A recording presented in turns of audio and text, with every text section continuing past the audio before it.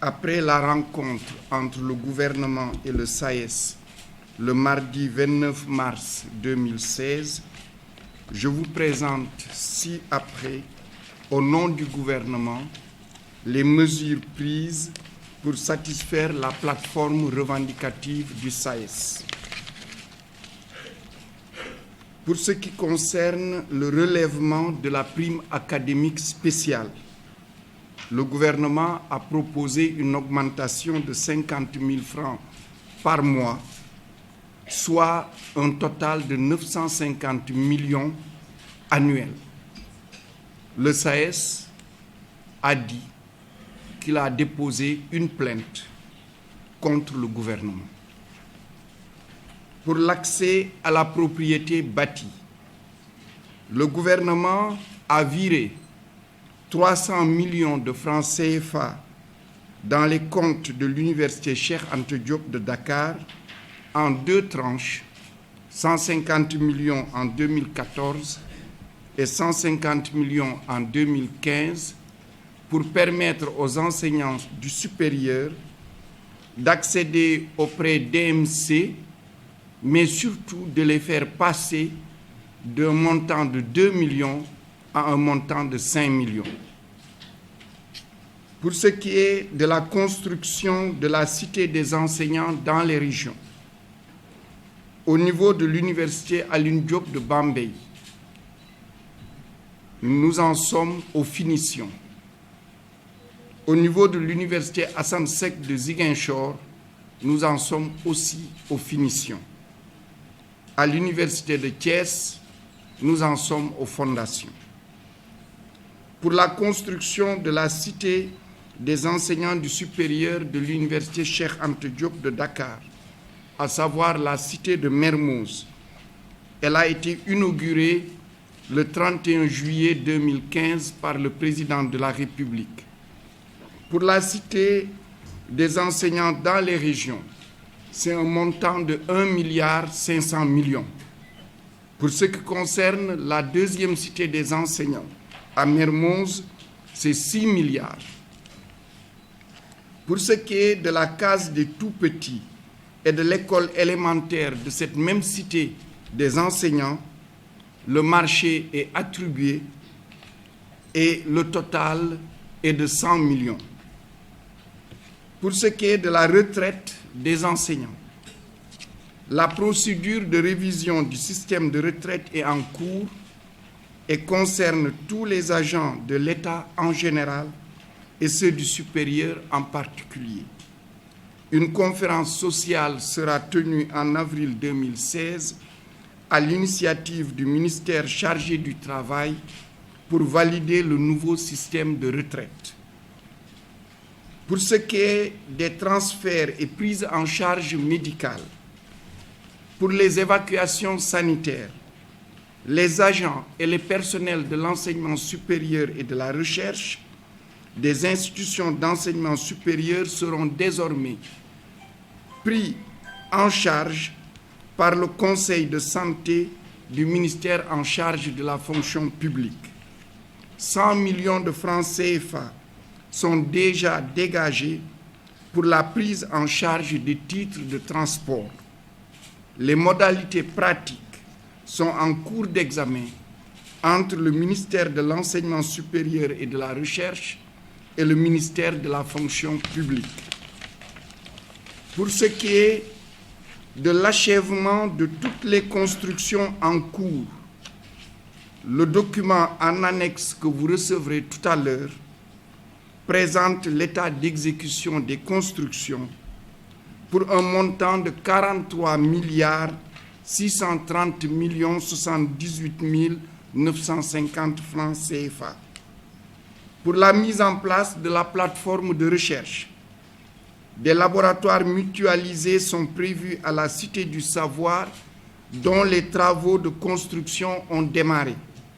Ces laboratoires vont accueillir des équipements lourds que tous les chercheurs pourront utiliser. Le premier maillon est le centre de microscopie électronique, dont les équipements sont déjà commandés pour une valeur de 780 millions. D'autres suivront.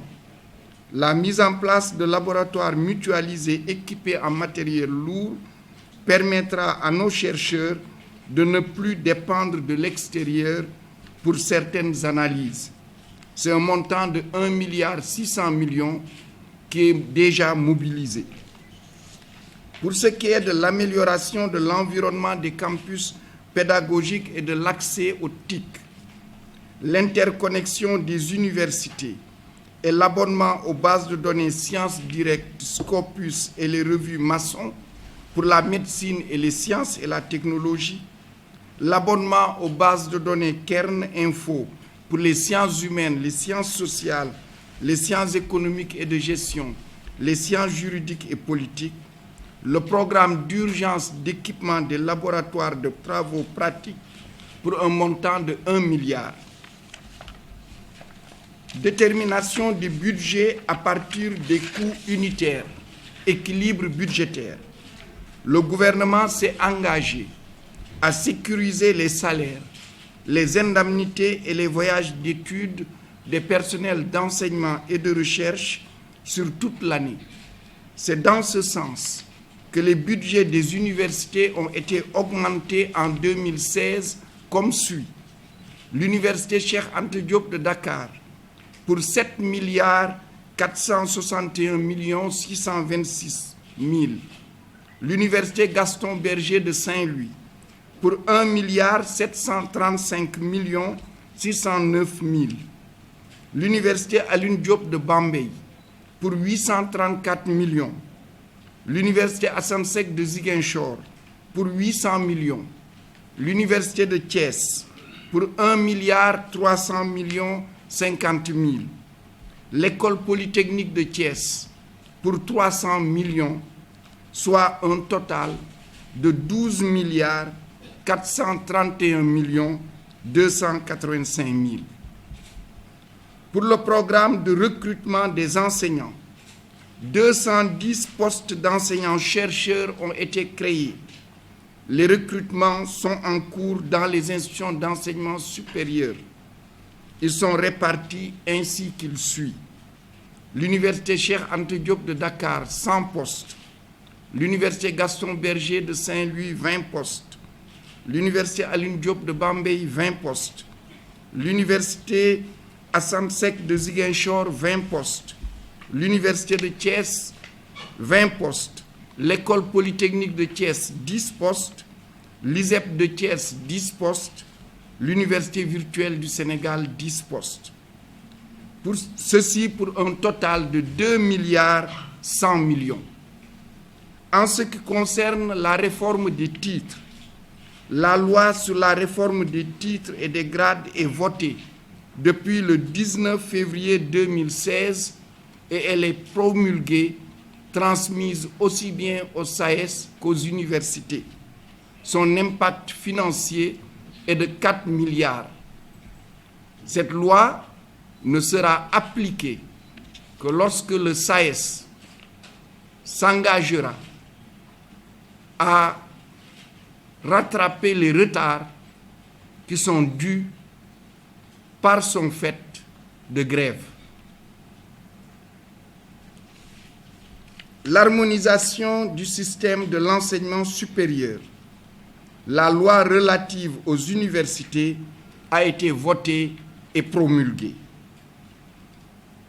Pour le volet pédagogique, pour le volet social, au niveau des universités, c'est un montant de 8 950 millions que l'État du Sénégal a investi. Pour le volet pédagogique, direct, qui a un impact direct sur les enseignants, c'est 64 661 363 950. Le total de l'impact financier de la plateforme revendicative, en tenant compte de l'extension de la carte universitaire, est de 300 405 475 185 francs.